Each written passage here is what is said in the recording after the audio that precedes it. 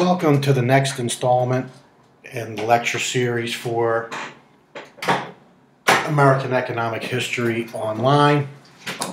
And in this video lecture, what I'm going to go over is some antebellum financial market issues that occurred.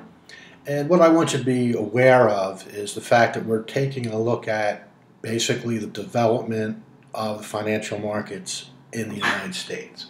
So we're going to take a look at a couple of things, like, for example, the issues that the United States had under the Articles of Confederation and finance, how those issues were addressed, and then some of the issues that we end up seeing in banking and finance, etc., leading up to the Civil War. So that's the main thing that we're going to take a look at. We have a new nation trying to get its financial markets sorted out, and taking a look at these nascent markets and how they developed over time. So the objectives and my expectations of what you should understand after reading the chapter in the textbook and also going through these video lectures is how Alexander Hamilton consolidated the debt of the United States and the importance of Alexander Hamilton in this entire process. So basically what his policies were in terms of the national debt and also the banking system. So make sure that you understand Alexander Hamilton's role in this entire evolution of the financial markets in the United States. Also, we're going to take a look at the state banking system. So there were some restrictions on banking that were placed by the Constitution where some people felt that it was unconstitutional to have a quote-unquote national bank, a central bank. And so the states, although they were forbidden from printing their own notes, so the states couldn't print banknotes, but they could incorporate banks who could print banknotes. So we'll take a look at some of the issues with the state banking system that existed during that time period. Also, just a review of some financial terms, particularly related to banking, so that you have an understanding of what fractional reserve banking is, the reserve ratio, and what leverage is. So it's just, this section is just going to be concerned with you understanding what these terms in banking mean. We'll take a look at some attempts at regulating. All right, that's an important thing to understand, that even though there was very little regulation that was occurring during this time period, some regulations were put in place, what these regulations were, and some of them actually still exist to this day. So be aware of the fact that those issues and these early attempts of regulation actually existed. We will also take a look at the first and second banks of the United States. In particular, when we're taking a look at the first and second banks of the United States, is what was their impact basically in terms of pricing? What type of role did they end up having during this time period?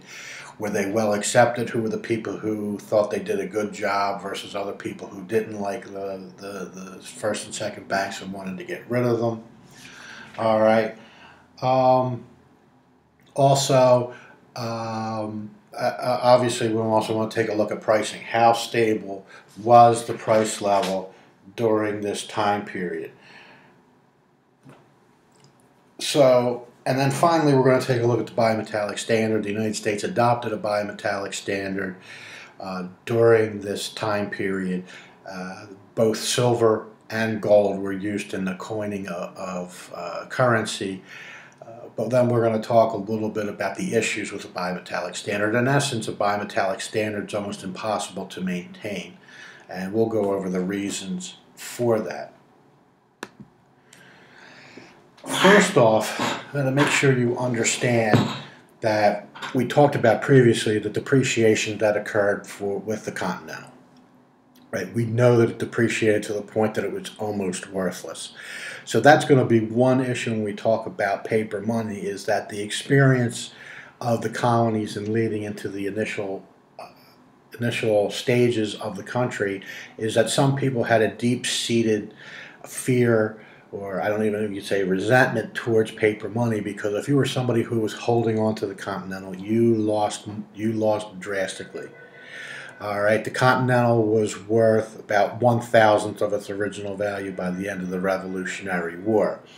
So just realize that the experience with the Continental sort of poisoned in people's minds paper money, and that some people assume that paper money was always going to depreciate in value. Well, also, we talked a little bit about the states themselves, or the colonies. They issued paper money, and some of the states were very judicious in the issuance of paper money, while other colonies were not so. They overprinted paper money, and it depreciated at a very high rate. So I want you to realize that backdrop of the currency issue, particularly with paper money, that in general, the experience of the colonies and the early United States was that paper money depreciated in value, although there are some exceptions. For example, the colonies, the middle colonies like Pennsylvania, New York, New Jersey, generally printed paper money in a judicious amount, so it did not depreciate greatly. But overall, the experience with paper money was not good. It was one that depreciated. Also, the country in the early stages was dealing with the fact that it owed quite a bit of money, that it had borrowed a lot. Remember, I said previously that the colonies were forced to print a lot of money because of the fact that they weren't able to borrow or tax. Well, they did engage in some borrowing. So they borrowed money domestically from individuals who supported their revolutionary aims, and they also borrowed money from foreign individuals. Well, the issue is if you borrow money, you got to pay it back, and the country had great difficulty making these payments to the individuals that they owed money to. So let's make sure that when you have any notion or any discussion about Hamilton's plan, you discuss the issues beforehand, the issues of currency with specie shortage, with the fact that paper money depreciated greatly in value, and people's experience with it was not good, so there was always some skepticism to paper money, and the fact that we owed a great deal of money, whether it was on the national level or on the state level, and we had to get our financial house in order to make these payments. So Hamilton is the person who was in charge of the Treasury, and it was his job to come up with a plan to address all these financial issues that faced our new nation. So make sure you understand that during this time period when Hamilton was asked to do this, the fiscal affairs of the national government, national government, wasn't in very bad shape.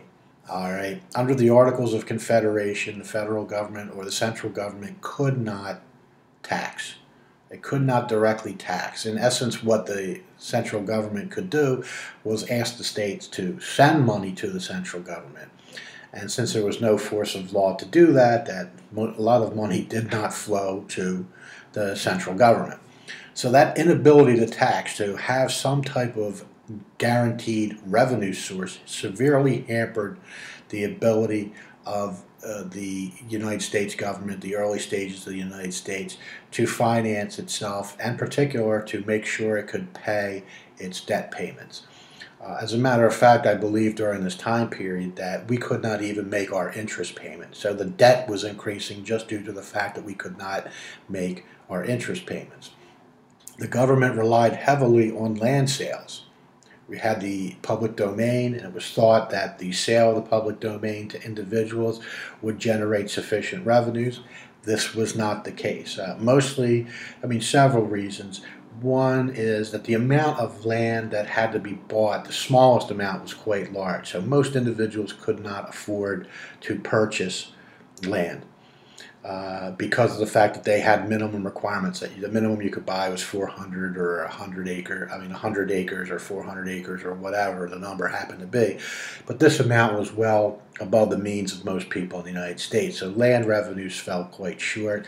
And also in the initial stages of the sale of the public land, there was no financing available. You had to pay cash up front to buy the land. So the federal government or the central government did not allow people to borrow or pay on credit, and pay over time. So land sales fell short during this time period, and this caused the government to have to borrow even further. So the financial situation in the United States during its initial stages of existence was not very good. It was very precarious. As I said previously, revenues fell so short of the need for money that we weren't even making payments on the interest that we owed to individuals. So our debt was actually growing just because we could not make interest payments. So what was Hamilton's plan to address this issue? Number one, he came up with the notion that we have to have a steady base for tax revenues. You have to have a steady stream of revenue coming into the government. Otherwise, it will be the financial situation of the government will be untenable. The government will not be able to make its debt payments. All right? So it has to have an established base for tax revenues, and it has to find a way to retire the debt of the Continental Congress, the debt that was incurred due to the fact that we were fighting a war against Great Britain. So make sure you realize that this is a legacy debt from the Revolutionary War, and we have to pay those debts back. Also, the states themselves had debt. The states incurred wartime debt. So his plan not only was to establish a base for tax revenues and find a way to fund the debt of the Continental Congress, Hamilton also wanted the central government to assume the debts that the states had accrued during the war. Now, you would think this would be a popular policy among the states, but some of the states were dead set against the federal government assuming the debts of the states. You might think to yourself, well, that seems kind of silly. If somebody would like to take some debt off of your hands, you would be willing to do it.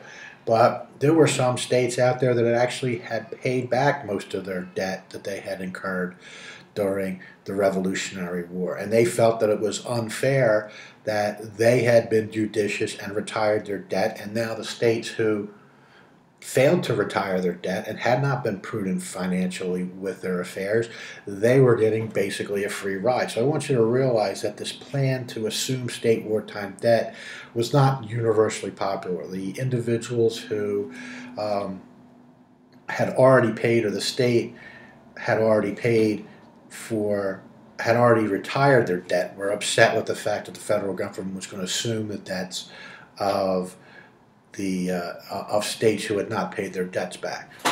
Also, Hamilton wanted to establish a central bank, very much on the model of the Bank of England. Someone to be basically the financial intermediary for the federal government. All right, make its payments, etc. Do the different, basically be the bank for the central government itself, and has some regulatory role as to the state banks themselves.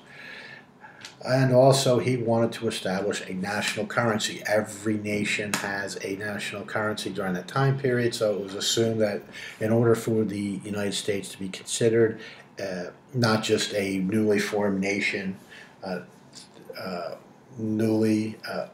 out from under the yoke of Great Britain, but they wanted to make sure that people saw the United States as a legitimate country, and he wanted to be able to establish a national currency. So you can see here that there was quite a bit of debt. Now, I haven't put this in real terms, but I'll assure you that this was much greater than the national revenue during the time period.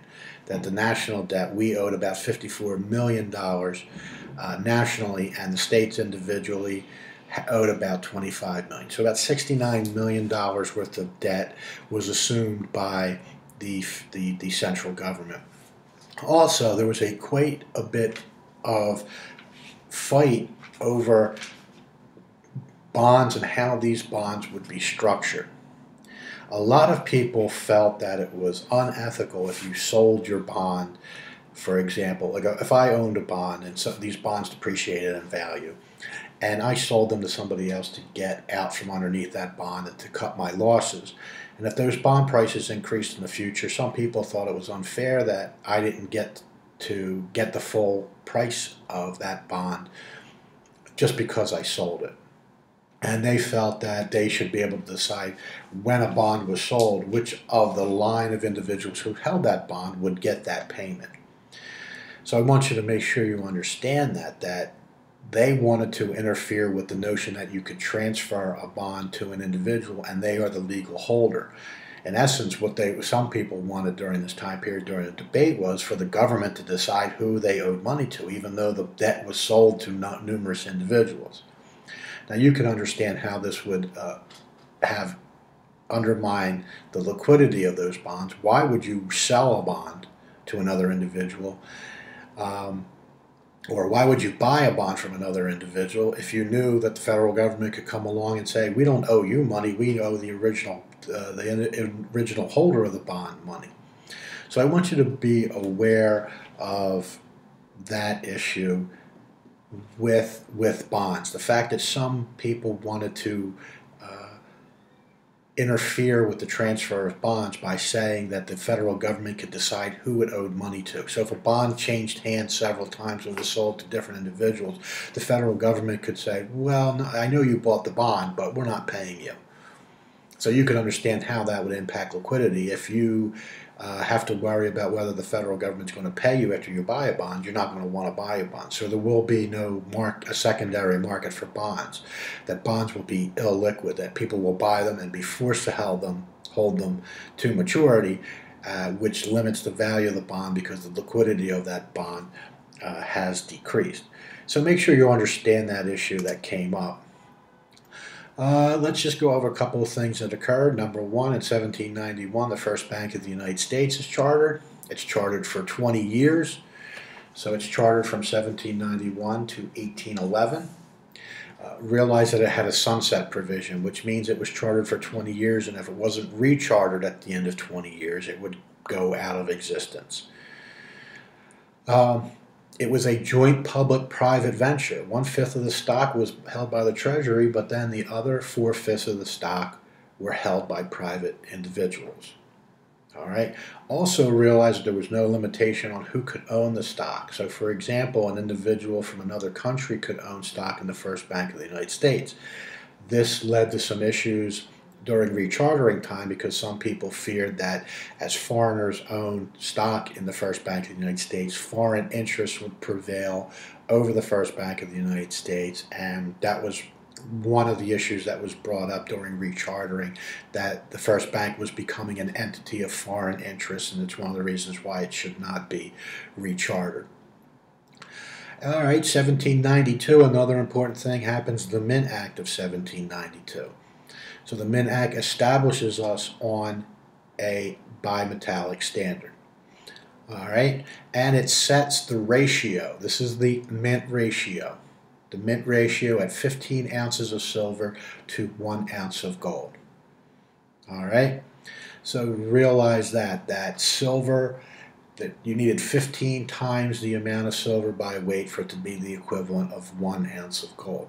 So this is what's referred to as the legal amount. So at the mint, this is the mint ratio, which something that's going to come up later on, the mint ratio might not stay equivalent to what the market ratio is. Remember, the market ratio of these two commodities is going to fluctuate with supply and demand conditions. So the issue that you're going to have with the bimetallic standard is that you have a mint ratio. This is the legal ratio between gold and silver at the mint of the United States. But unfortunately, it fixes the ratio between silver and gold. The true ratio of silver and gold is set in market. So if supply and demand conditions change, the market ratio will change, which means that the mint standard does not reflect market conditions. And we will discuss later why this undermines the bimetallic standard, because in essence, once one currency becomes over or undervalued at the mint, only specifically gold or silver will be sent to the mint in order to be coined into currency. So I want you to realize that once we fluctuate away from this mint ratio, that we do not have a bimetallic standard. We will see only gold or silver depending on which is overvalued. Whatever commodity is overvalued at the mint is a better value at the mint than in the market. That's what's going to flow into the mint. So what we end up saying is that a bimetallic standard only exists when the mint and the market ratios are exactly equal to one another. Once these vary from one another, you will only see gold or only see silver flowing into the mint. So we only have silver currency or gold currency and not a true bimetallic standard. Now, Richard Silla, when he discusses the impact of Hamilton, in essence, he is very laudatory towards Hamilton, basically saying that Hamilton put us on the path of a world-class financial system, that he was very efficient in consolidating the debt. He set up a central bank that was very efficient in regulating monetary policies and taking care of the financial affairs of the federal government. Okay, and that financial intermediation started to flourish during this time period because of the work of Hamilton. I have a tendency, I have a tendency to agree with Richard Silla that Hamilton, I think, is very much a forgotten person in the history of the United States. But his work in setting up the financial system and consolidating the debt of the United States in the early stages of our existence, I think, is very, very important, is oftentimes forgotten, the importance of Hamilton in the development of our financial system. All right, state banknotes. Remember that once the Constitution was enacted, the states were forbidden from printing their own banknotes.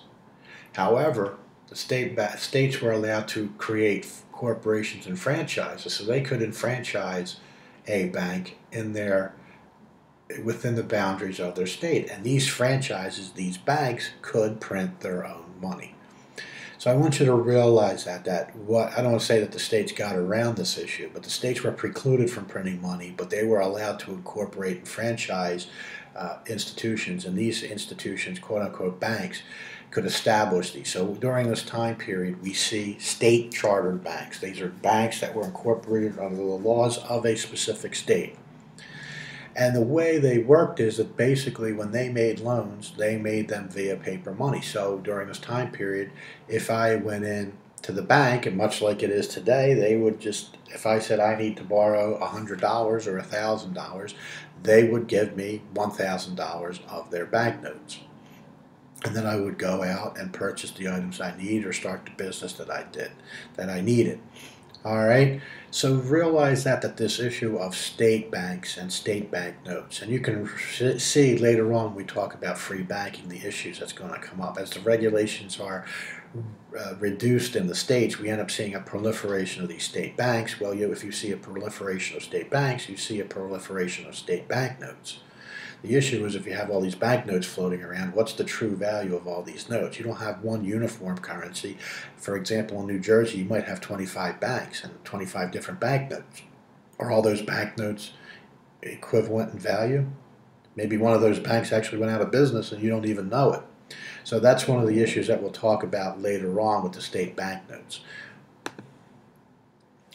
So again, what is the market value of those notes? You know, if I go to pay you and I pay you with 15 different banknotes, are they all worth exactly the same thing? And there was a market solution to this. There was these things called currency detectors that existed in the marketplace.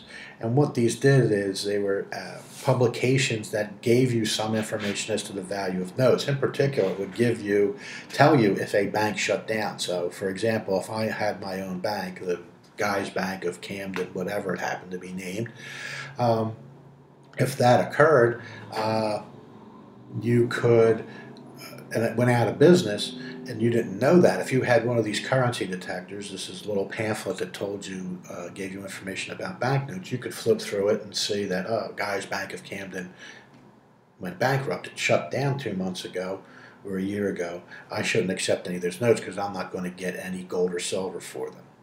So realize that at one point in time there were 10,000 different types of paper currency floating around. So you could see the issues of trying to determine the relative value of 10,000 different types of currency. If I came to you and tried to pay you with 15 different types of banknotes, you would have no idea what the value of each of those individual banknotes are. So we talked a little bit previously about free banking, and free banking comes about after the demise of the Second Bank of the United States in 1836. And basically, under free banking, the restrictions on banking were pretty much eliminated. Pretty much anybody could open up a bank. There were some very minimal regulatory requirements that occurred. Some of them were as simple as that you just had to prove that you were in good standing in the community and have people vouch for you, and you were allowed to open up a bank and print your own banknotes. So you can understand the issues of the regulatory ease and some problems that might come about from that.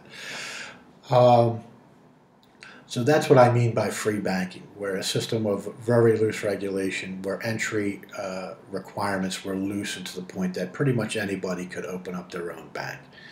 The experiences under free banking varied widely. For example, the worst experience was the Michigan experience. In Michigan, the banknotes depreciated greatly, and there were great losses to individuals who held those notes.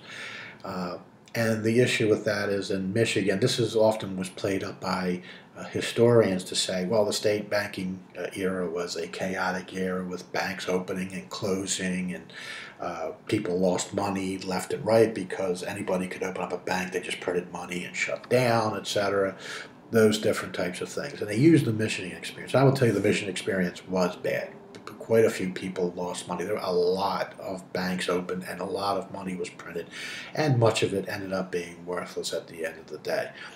But realize that just because the Michigan experience was bad doesn't mean the experience of the entire United States. There were some states, New York, New Jersey, etc., where the experience was pretty good, that the regulations were strict enough to prevent the overissue of notes. So I want you to realize that the experience under free banking was mixed. If you want to talk about the worst experiences, bring up the Michigan experience. Michigan was by far the worst experience under free banking, that there was a large number of banks open, the regulations were so loose, and these banks chronically overprinted money, and a lot of note holders lost quite a bit of money on the notes that they ended up holding when these banks went under. Now the notion is under free banking there's a term that comes up with relation to free banking, and it is this wildcat banking. So free banking and this notion of wildcat banking go hand in hand together. A wildcat bank is a bank that it's assumed that during the free banking period that some individuals opened up banks, and in order to maximize their benefit out of having these fraudulent banks, they had to locate them in a remote location. The reason why they had to locate them in a remote location was because of the fact that when you print all these notes, you want to make it as difficult as possible to redeem those notes. And when I say redeem the notes, I mean take the paper notes to the bank and say, here I have a $5 note, I want $5 worth of gold in exchange. So the assumption was that individuals would place these banks in remote locations to decrease the likelihood that individuals want to redeem those notes. And the term wildcat bank comes in because these banks were located where the quote-unquote wildcats roamed. So I want you to realize what that notion of a wildcat bank is. It's just in a remote location to try and prevent individuals or make it more costly for individuals to redeem notes in gold and silver. All right, and let's take a little bit of a notion here, and here's the free banking era, 1836 to 1860. All right. And overall, you can see that some people, this does not lend credence to the notion that note issues dramatically increased during this time period. If we take a comparison, we can see that the population in the United States increased, doubled but the total bank deposits less than doubled. All right, and the notes in circulation only increased by about half. So this is information that sort of debunks the notion that under wildcat banking, we saw a chronic overissue of notes. The issue of notes didn't even keep pace with the increase in the population. Banking assets didn't either.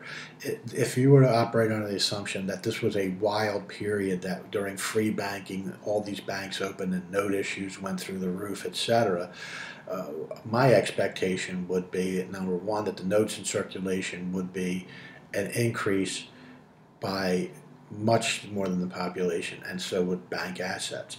Also, during this time period, if you take a look, you can see that it was actually a deflationary period. If there was an overissue of banknotes during this time period, we would expect to see an inflationary period, not a deflationary period. Prices fell during this period. So this table here, table 12.1, sort of gives an indication that the statements that free banking was a chaotic period where banks opened up, chronically opened up and failed, and there was a lot of banknotes floating around. This information about banknotes and the population of the United States undermines that argument that the free banking period was a chaotic period. All right, unit banking. The term unit banking is used to describe state banks, in particular the state bank regulations that basically limited franchising or the site location of individual banks. Basically, unit banking is the opposite of branch banking. A unit bank, for example, if I opened up a bank under the regulations of unit banking, if I opened up a bank, I had one location for that bank. I didn't have a branch in Cherry Hill or Mount Holly or Trenton, etc. If I opened up a bank, I had a single location. That is what is meant by unit banking.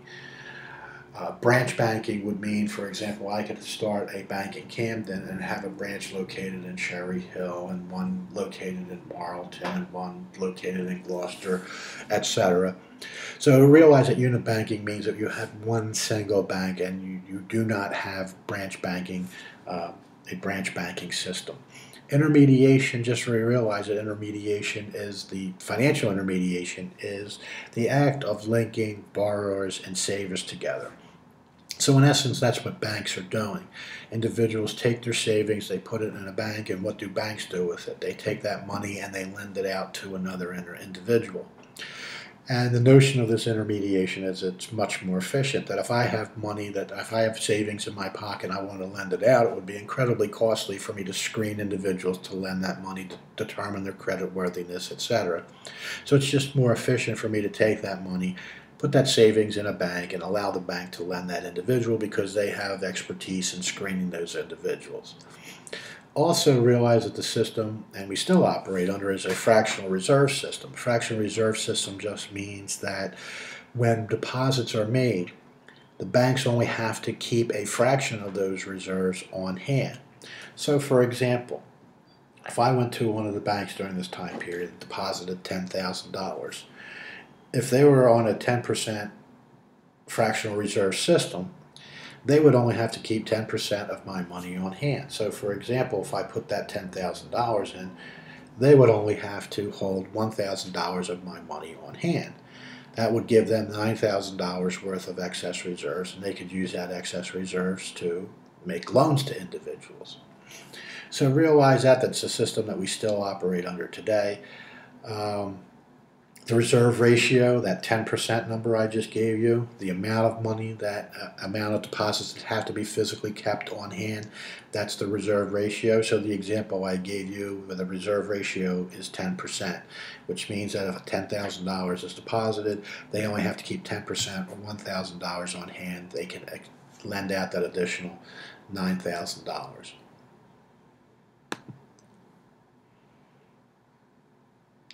And here we have state banking notes, etc., showing during this time period.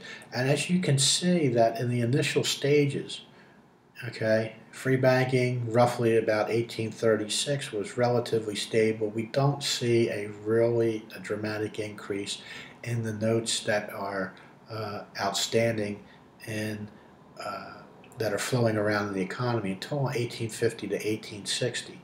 So again, that notion that there was a dramatic increase in the notes outstanding with the institution of the free banking period, it doesn't really hold in the initial stages. In the 1850s and the 1860s, we do end up seeing a dramatic increase in the amount of notes issued, but we also see a dramatic increase in the amount of deposits that are issued. So again, this sort of debunks the myth or the statement that the free banking era was a chaotic era in the United States. Also, let's take a look at price volatility. All right, so we have wholesale prices roughly pretty consistent during this time period, roughly around 20% during this time period. Okay, so when prices were expanding, they were pretty consistent, but you can also see that the contractions could have been very severe. The contraction from 1837 to 1843, prices fell by about 40%, and we can see that there was even a greater decrease in the banking notes. So this contraction had a very serious impact on the number of banknotes that were outstanding in the economy. And I think what we're trying to take a look at here is the fact that there is some level of consistency, that, you know, during price expansions, that there was a pretty consistent increase in the money supply, and there was a pretty consistent change in the wholesale pricing that existed during that time period. The thing that's interesting, it seems at this period, and I would have to take a look at some other figures, that there's a very strong relationship on the contraction side, particularly 1837 to 1843. That total deposits shrunk dramatically during this time period, and it had a dramatic impact on the wholesale price level and the number of bank notes that were actually circulating. Now we get into some early types of regulation that existed during this time period. Realize that these are a couple of terms, and these are early forms of regulation. The Suffolk system was a Boston area system of regulation, where in essence the Suffolk banks in essence acted as a regional central bank. In particular, one of the things that they required is that as these smaller country, quote-unquote country banks started to pop up in Boston, what the Suffolk banks did is they routinely would go to these banks and redeem these country bank notes for gold and silver. And if they couldn't do that, they would hold them accountable for the fact that they were unable to redeem their notes in gold or silver in specie. And what they ended up doing is, in order to maintain this, instead of going through the cost of traveling to these country banks to redeem notes periodically, they actually required these country banks to actually deposit gold and silver in the Suffolk bank system. So I want you to realize that what the Suffolk banks were doing, they were actually acting as a check against the growth of country banks and their ability to print money. By the fact that they were periodically redeeming the country bank notes, going out to them saying, here's your notes, I want gold and silver in exchange, and then on top of that, actually acting as a central repository, a depository for the country banks, actually had a great constraining effect on the country banks and the ability for them to issue notes. So this is actually, some people argue that the Suffolk system actually acted as a central regulatory bank for the New England region. Double liability, some states impose double liability, meaning that whatever, you had to pay twice the amount of losses. So if you opened up a bank and you ended up owing $10,000 to your note holders after all your assets had been liquidated, you would have to pay out $20,000 to those individuals. All right, so quite an extreme measure, but this double liability was to try and put some level of restraint on the banking system to prevent people from overprinting money or printing too much money that they would never be able to redeem those notes in gold and silver. All right, the safety fund is another example, and this happened in New York. The safety fund, in essence, was the first instance of deposit insurance. Individual banks were required to pay 3% of their deposits into a fund that was used to retire notes of the banks that failed in New York. It's in essence the initial notion of the Federal Deposit Insurance Corporation. So think of the safety fund as the FDIC, but back in the 1800s in New York.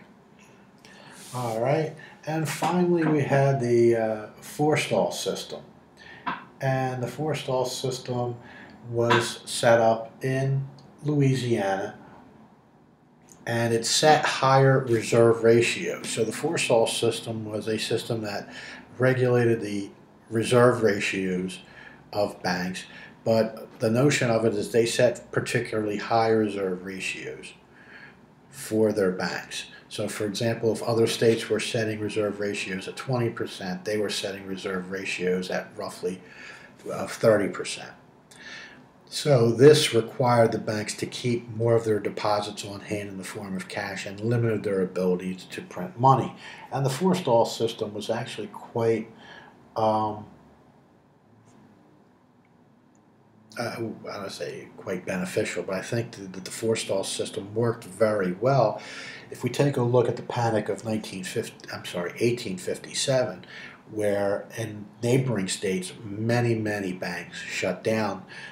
Not a single bank in Louisiana shut down during this crisis. They all had sufficient specie on hand to pay their notes. So it was a significant safeguard to the closing of banks. Some people argue it was overly so because the number of banks that were created in Louisiana was much smaller than the banks in other states. But just realize the forestall system set higher reserve ratios and was successful in that during a financial panic in 1857, no Louisiana bank shut down, while many banks in neighboring states shut down during that time period. So if we take a look, we have the first bank of the United States. Again, I told you previously, it was chartered in 1791 for 20 years, and it was grandfathered. In 1811 had to be rechartered. The thing with the first bank of the United States to realize is it actually competed against private banks for business, and this was a portion of the animosity that was built up towards the first bank of the United States, that they were competitors of private banks and state banks, and also the issue I brought up of the ownership of the foreign ownership of stocks. The historians view and the economic historians view of the first bank of the United States is that it performed its central banking functions efficiently. Even though it wasn't chartered to be a central bank, it adopted the notion of being a central bank, and it performed them very well. It was a break on the expansion of state banks, that the fact that it was redeeming state banknotes and having them also, like the Suffolk system, place deposits on hand, it did limit the expansion of the state banks. But once again, this is something that brought up some animosity. Individuals who wanted to start up state banks or wanted to expand state banks saw the first bank of the United States as preventing them from doing so. And it also adopted some regulatory functions to make sure that the banking systems and the state banks were operating in a responsible fashion. All right, the second Bank of the United States came into existence for 1816. So realize that that the first Bank of the United States ceased to exist in 1811, and then the second bank was chartered in 1816. Much of this was due to the fact that the United States had severe difficulties raising money to fight the War of 1812 against Great Britain. And it was seen that the severe limitation of the fact that we didn't have a central bank to help finance the war effort, that was perceived as a large issue in our difficulties financing the War of 1812. Again, It was chartered for 20 years. The charter lapsed in 1816. In particular, what is referred to as the Bank War. Andrew Jackson basically, during an election campaign, a major part of his campaigning was fighting against the Second Bank of the United States, saying he was going to get rid of the Second Bank of the United States. It was unconstitutional, a whole set of issues. And when he won that election, Andrew Jackson took that as a signal that the Second Bank of the United States should go. And by 1836, the Second Bank of the United States no longer existed. So the opposition to that, there was constitutional issues that the federal government should not be in the realm of banking, that the banking was the realm of the incorporated state banks, etc. So there were constitutional issues. Also, a lot of people looked at the first and second banks of the United States as vehicles for control by Eastern interests. And when I talk about Eastern interests, I'm talking East Coast interests, New York, Philadelphia. If you go over to Philadelphia presently, the first and second banks of the United States were located in Philadelphia. If you go down Chestnut Street, I believe, I forget, around 5th to 7th Street, there's one located, the former location of one. And if you go around the block from that, you will see the First Bank of the United States. I forget what street it's on. If it's on 3rd Street. You see them. There's these old marble buildings with pillars out in front. And people looked at these, particularly outside the East Coast, as vehicles for controlling the money supply for the benefit of Easterners. So there were some regional issues related to this, and that this was a bank that was more concerned with the manufacturing interests of the Northeast than it was for the agricultural interests of the South and the Midwest. And also the fact that these first and second banks regulated the state banks and limited their note issue and limited the number of them that were opening, that this built up some animosity within the state banking industries themselves and was part of the opposition to the first and second banks. Also realize that some other types of financial intermediation occurred during this time period. We have the development of the New York stock market, where individuals could purchase stocks, provide funds to companies so that they can invest in the companies themselves. The notion of common stocks and preferred stocks. Preferred stocks is just different in the fact that you're guaranteed a payment before the individuals who hold common stocks. Mutual savings banks, it's a grouping of individuals of banks that's owned by the people who save money there. So a mutual savings bank is actually owned by the individuals who is owned by the depositors. And we start to see the development of life and fire insurance during this time period. The question that comes up during this time period is how integrated were the financial markets in the United States during the antebellum period. And much of the interest focuses on the fact that there are very small interest rate differentials between New England, the Middle Atlantic, and the Southern states. And researchers use this as an argument that the markets themselves were pretty well integrated in the United States, particularly in 1850. And they also point out that the interest rate differentials were smaller in 1850 versus 1900, and a lot of them used the telegraph as an important component of this. That for markets to be fully integrated, one thing that has to occur is there has to be the free flow of information. That you have to be aware of interest rates differentials. You have to be aware of where the best place is to put your money.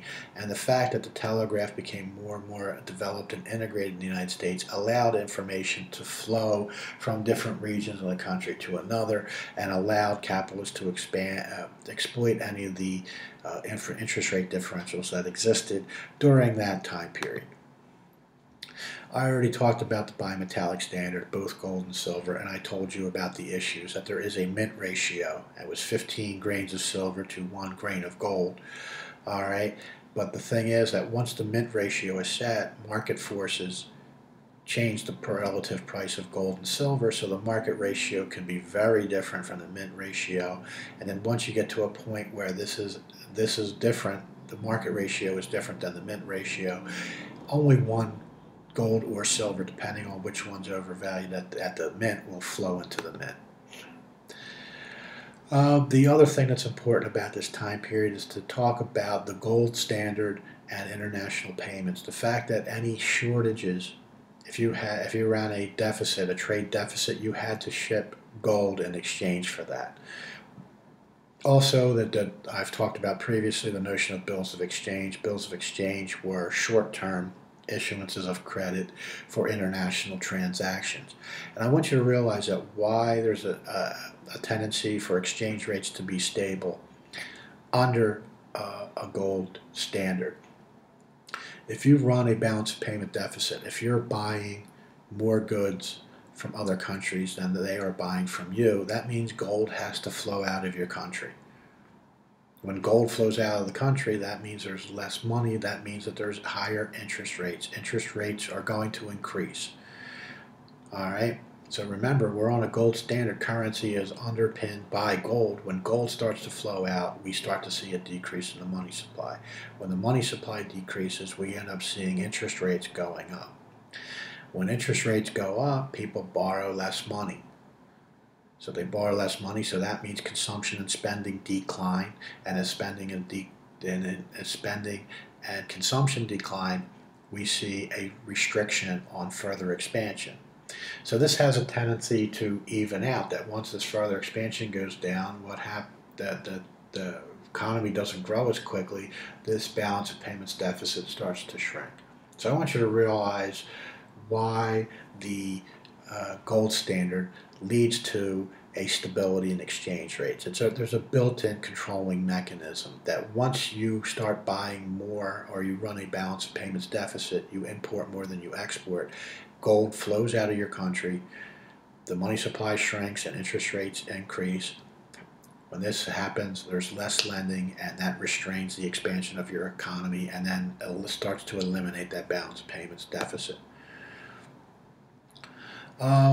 In terms of Southern finance, just realize that how dependent the Southern economy was on the demand for cotton, cotton production, the textile mills, and the Industrial Revolution that occurred in Great Britain during that time period. So there's a great demand for cotton in Great Britain. So the Southern economy was very much tied to the Industrial Revolution in Great Britain, and it was very important that to facilitate that trade that you saw bills of exchange, these short-term extensions of credit and international financial transactions. I just want to give you a notion here. Here's the wholesale price index in the United States from 1790 to 1860. All right, and I just want you to realize that what the price level looked like in the initial stages of the United States from 1790, I think, until 1791, roughly in that period. We see a dramatic inflationary period. And prices increased by roughly 50% during this time period. All right, but that period from 1791 to 1811, roughly, you can see that the prices themselves are relatively stable. Once the first Bank of the United States goes out of existence, and we have that intermediate period between the two, between the first and the second banks, we see a dramatic spike in prices. A lot of people attribute this to the reduction of regulations that occurred. And then after this, with the second bank, and let me bring up the next slide, it was a little bit better to see. This is the area. Oh, let me bring that back up. Apologies. Sorry about that.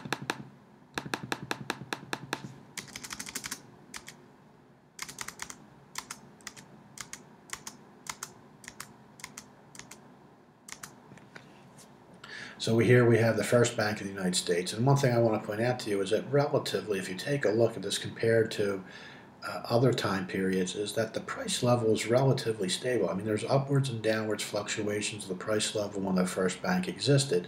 Particularly, there's this upward trend at the very beginning of the existence of the first bank. But once the first bank is fairly well established, you can see that the price level is relatively stable. Once the first bank is not reincorporated and we have that gap between the first bank and the second bank, we can see that there's a dramatic inflationary period, that we see a dramatic increase in prices. Now, I want to tell you that a portion of that is due to the fact that we see a dramatic increase in banks and banknotes.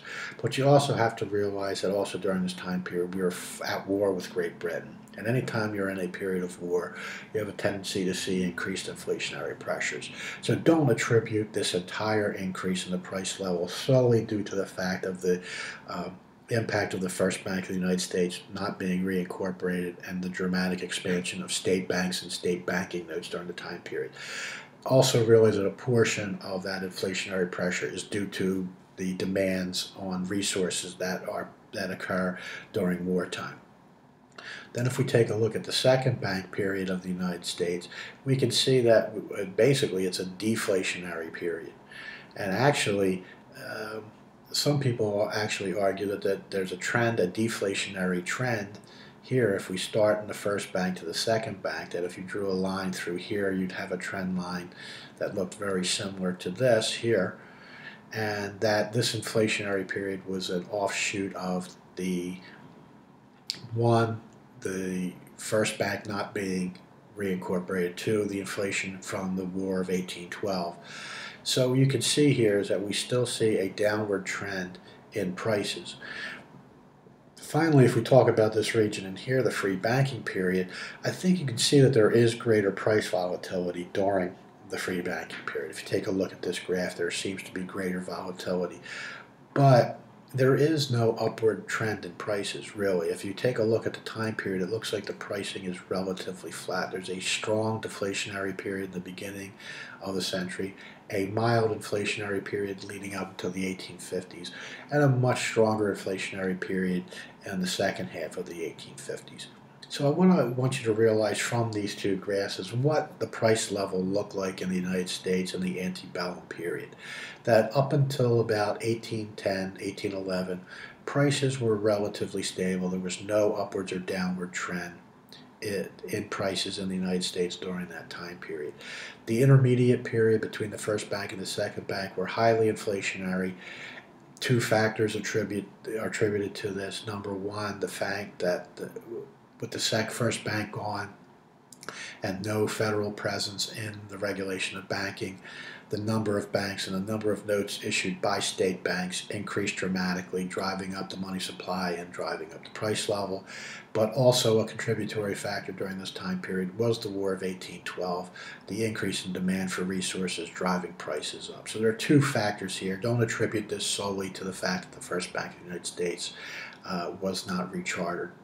Then take a look at the period of the second bank of the United States, and again we can see that there's roughly a